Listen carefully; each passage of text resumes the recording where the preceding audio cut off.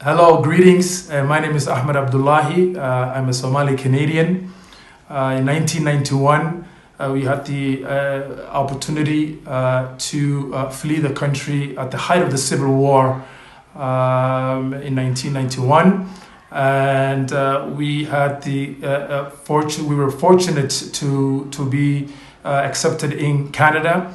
And then I grew up there throughout my elementary and high school years.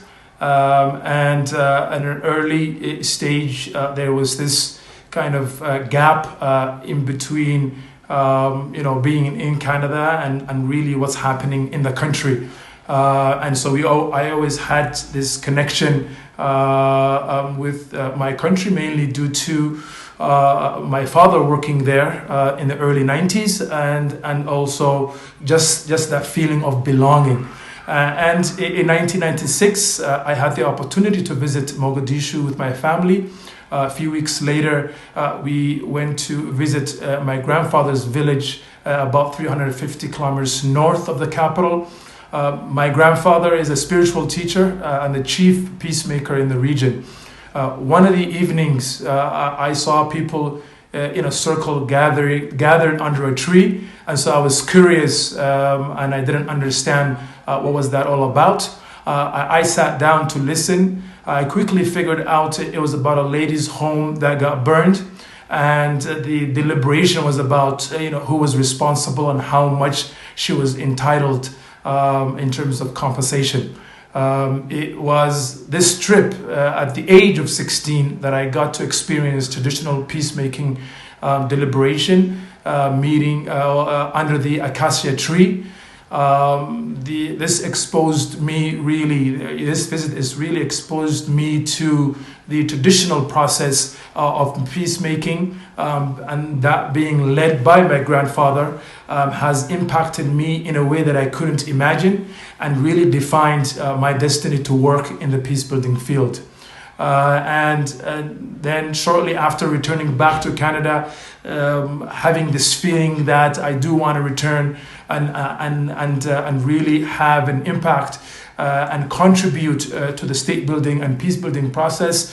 But that needed to happen after I was finished with my education, especially at the university level.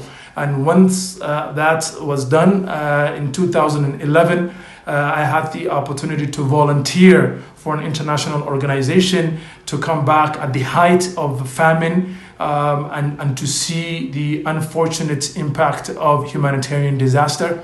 That also impacted me, and then realized that a lot of the humanitarian intervention is reacting to the disasters that are happening. So it was reactionary in general, and I wanted to get into the field in which we could really address the root causes of humanitarian. And the root causes is conflict and instability and really lack of strong government institutions.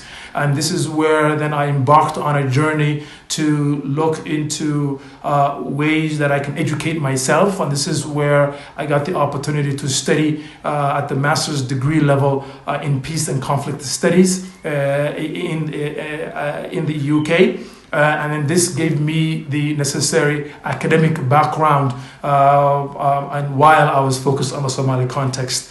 And then after that, really, I had the opportunity to work with tremendous organizations that are looking at peace building and working on governance, making the governance systems strong, and up to now, where I have the opportunity to lead an international organization in a country that I was born in, and really fortunate to shape peace in a way that links international priorities to the local realities on the ground. And for me, this is a blessing, really, because being born in Somalia, having to go through experience conflict, fleeing of conflict, and growing up in Canada, that also shaped my understanding of peace dynamics. and then coming back and having the opportunity to really lead an international organization with an international mandate in a country that I'm born in, and to continue to shape peace in that way. And there's two ways that I think that I'm shaping peace. One is international intervention sometimes lacks the necessary understanding of the local context, the tradition, the customs, the sentiments of the people. And so I'm in a unique position to bridge that gap of really aligning international priorities to local realities, and that really is what sustains peace in the long run. And so I'm in that unique position to do that, and have been doing that for quite a while.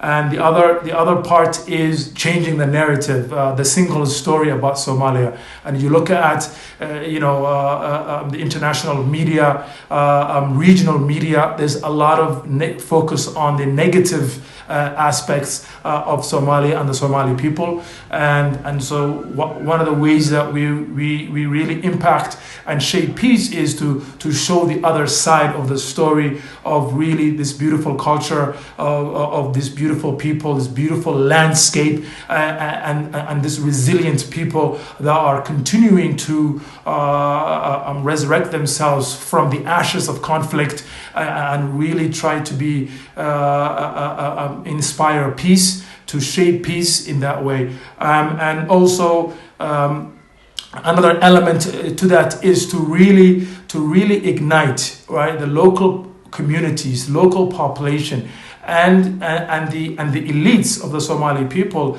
to say that you have what it takes to determine your path to peace.